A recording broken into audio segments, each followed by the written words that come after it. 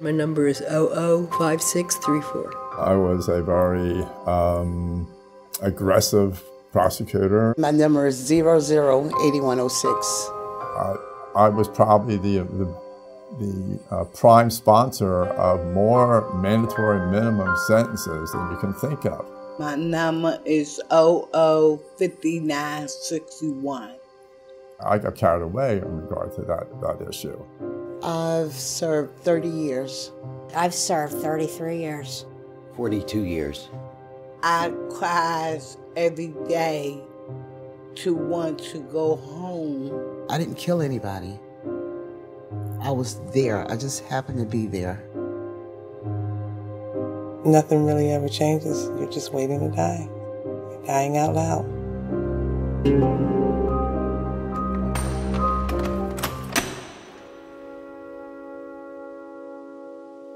I'm a woman, I'm a grandmother, I'm a daughter, I have a son. I'm not an angel, I'm not the devil. I came to jail when I was so young.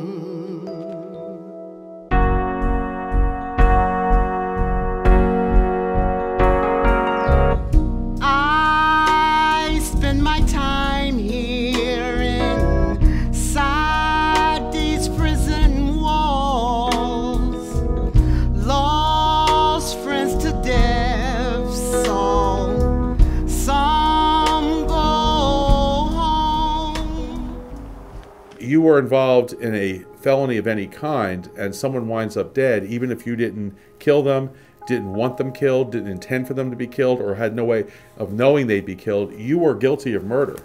When you see the word lifer, regardless, the first thing you think is that that person killed somebody. And in Pennsylvania, that's not always the case. People don't understand that we so widely use life in prison without the possibility of parole.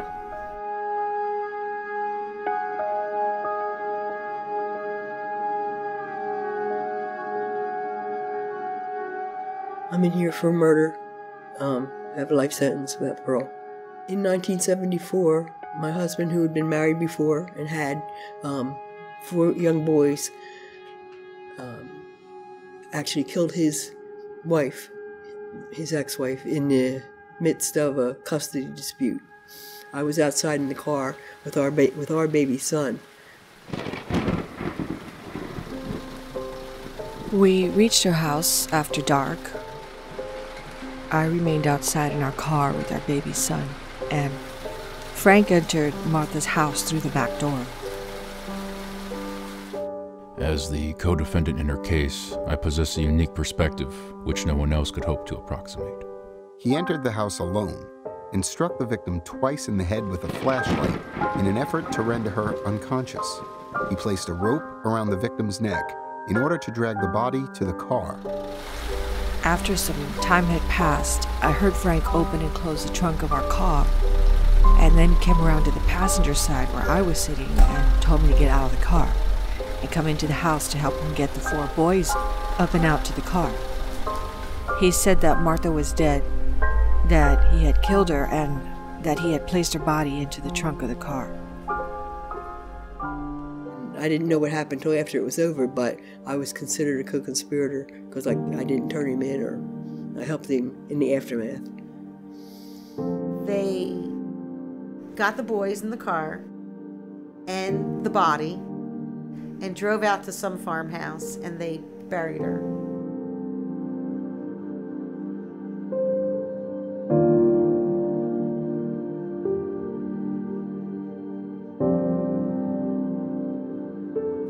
Of course, it changed my life completely. I was a young person. Well, when I met my husband, my life changed because he took a lot of my future plans away from me. You know, he kind of led me with him instead of going, you know, I wanted to go to college then, and I wanted to do this, and I wanted to do that, and I had a lot of big plans for the future. And of course, they all went down the tubes. She was a homely-looking girl, not pretty, really smart, super smart, not popular, real low self-esteem. She met a man who was a lot older than her, like 10, 15 years older, at work, at a job she had, and he was already married with children, and she fell in love, they fell in love, they had a relationship. This was her first relationship. He's equally as smart as she is. They're both members of Mensa.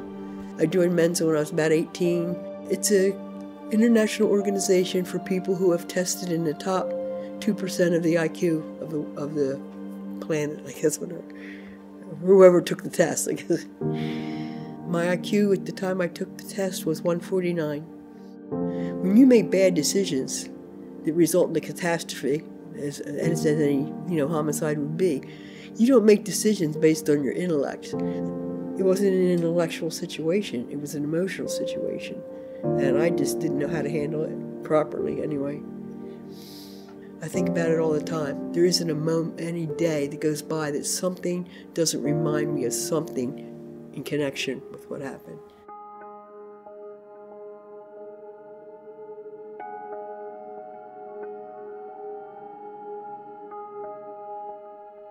My name is Danielle Hadley, and my number is 008494. I'm in prison for first-degree murder, conspiracy to commit first-degree murder. I was 23 at the time, and I met some new friends, per se, and they were into smoking cocaine. And, of course, me being the person that I was then, of course I'd try it, why not? We went to get high one evening, and guys got into a fight about money. On September 9th, 1987, Thomas Humphrey knew that my cousin Christine Edwards and I had been at the home of Mr. Wilkins a couple of times in the past few weeks to smoke. Thomas told Christine that Mr. Wilkins owed him some money. I heard them talking about it, but it didn't seem serious to me. Thomas and Mr. Wilkins went into the kitchen. This is when I thought Thomas would ask for his money, but I couldn't hear if they were talking or not. As they were returning to the front living room, Thomas punched Mr. Wilkins. Christine and I jumped up towards the front door in the room. We wanted to get out of the house. I remember thinking to myself, when is Thomas going to stop beating him? As he fell, Thomas grabbed him around the neck and did so until he was unconscious. Thomas yelled at Christine and I to help him restrain Mr. Wilkins. I didn't want to go near them. Since I had been using handcuffs for a keychain, I grabbed them out of my purse and threw them at Thomas. Thomas then told Christine to get the phone cord so that he could tie up Mr. Wilkins, and she did. As we were leaving the house, we realized that the door had been locked inside with a deadbolt. Thomas went back to Mr. Wilkins to search his pockets for the key. Thomas noticed that Mr. Wilkins was coughing, so Thomas took the scissors from the table and stabbed Mr. Wilkins in the neck. I remember Christine and I were screaming. We were so scared. I couldn't believe what I saw and the actions of Thomas. I was scared. It was horrible, violent acts to witness. I didn't know what to do. I was afraid. I don't know. For myself, I feel like I deserved some time. I deserved to be punished for my role. But the rest of my life, my whole entire life, no. People age out of crime. It's one of the most important scientific facts. It's very well established in the criminological literature. It's not an alternative fact. There was a study in California a few years ago, almost 900 people who were lifers who were released, and the reoffending rate was about 1% of who actually went back to prison for a felony. I don't think it's justifiable to keep people incarcerated. If they're not posing a threat to public safety, they have a very low recidivism rate when they come out, and we're denying their human dignity. Why are we still incarcerating them? In the United States, we certainly have had a graying of the prison population, and so there are many more older inmates who are incarcerated now than there ever have been before. And a prison was not designed for older people. The actual perpetrator took a deal for second-degree murder, although he was also sentenced to life. And because I did not take a plea agreement and took the case to trial. I was found guilty and given a sentence of first-degree murder. The way we define female criminality is different than we define male criminality. There's almost a level of tolerance, more tolerance for male violent behavior than there is for female violent behavior, because female violent behavior is so rare. We consider such an aberration that it seems less worthy of a second chance. Even though these women, many of these women had, long abuse histories, or they had male co-conspirators. That's another thing you see very frequently. I think in part, there's a longstanding assumption that men commit crime because they're bad or because of economic need. For women, committing crime is sort of seen as just a violation of their feminine nature. And so the idea that a woman would commit a crime just seems not just sort of deviant by virtue of violating a norm, but also deviant by virtue of violating some larger cultural norms about femininity. Inmates will tell you this is death by incarceration.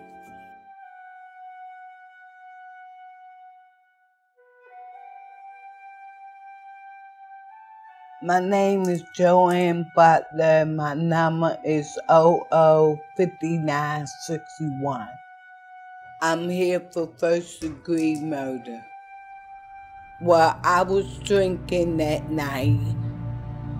Not only did I have no reason to be at the victim's house on the night of July 14, 1979, I didn't know her well to have a grudge or reason to harm her. That night in Philadelphia, I was home. I was not expecting any company or had plans to be going out. My co-defendant's siblings, Ann and Foster Jones, to my house and invited me to go to a bar with them. Much later that night at the bar, Ann told us to come with her to Cynthia's house. She lived near the bar. When we got there, Cynthia was sitting on her porch with Ann's boyfriend. And as soon as Cynthia saw us coming, she quickly jumped up and charged at Ann with a knife. And then I remember her pulling the knife out and start stabbing her. Ann had a knife. As a tall and strong young woman, I tried to separate Ann and Cynthia, and as a result, my shirt was covered in blood. I didn't have a knife. I didn't kill Cynthia Delgado. At my trial, all of my co-defendants testified against me. I am challenged intellectually, emotionally, and mentally, and I cannot read or write. I am innocent of murder. My co-defendants took advantage of my disabilities. My family didn't have any money to pay for my defense. I regret not being able to help her. This lawyer was representing her in her post-conviction. There are substantial gaps in the records of this case. As far as I could determine, Ms. Butler was scheduled to enter a plea to third-degree murder in front of a judge. This judge refused to accept her plea because, I believe, he had some reservations to her competency to plead. The case was transferred to Judge Malmed, heard without a jury, and Judge Malmed entered a finding of first-degree murder and sentenced her to life. Terrible. The brother and sister threw Joanne under the bus and said she had the problem. It was her knife. It was her idea. She couldn't even help her own defense. You know, Joanne got stuck with the murder. I was a very aggressive prosecutor. I was probably the prime sponsor of more mandatory minimum sentences than you can think of. We thought that by doing that, being tough on crime, would make our streets safer, but that was a failed system. I got carried away in regard to that issue.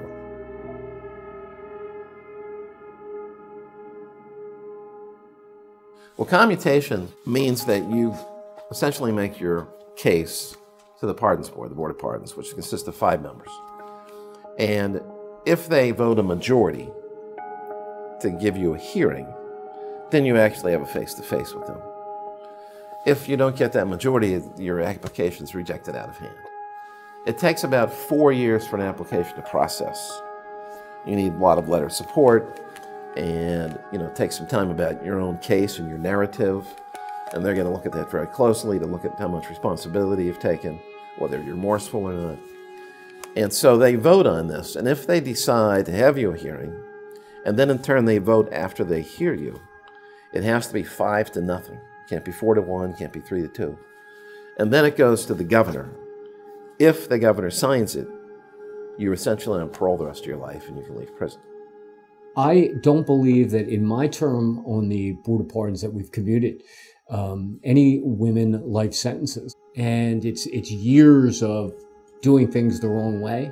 But I think justice demands that we take a second look at these folks that we have behind bars for life without chance of ever getting out. They're not going to be a good prisoner if they think I'm stuck in here forever. And that defeats the whole purpose of rehabilitation. We've been warehousing people, human beings, and it's not the right way to go.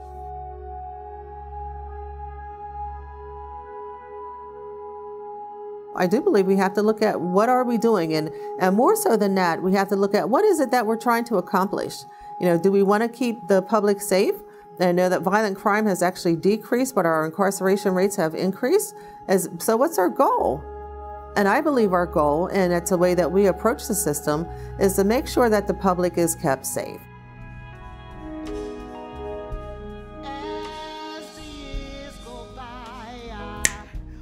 A second can just ruin your life. And that's what happens in the wrong place at the wrong time.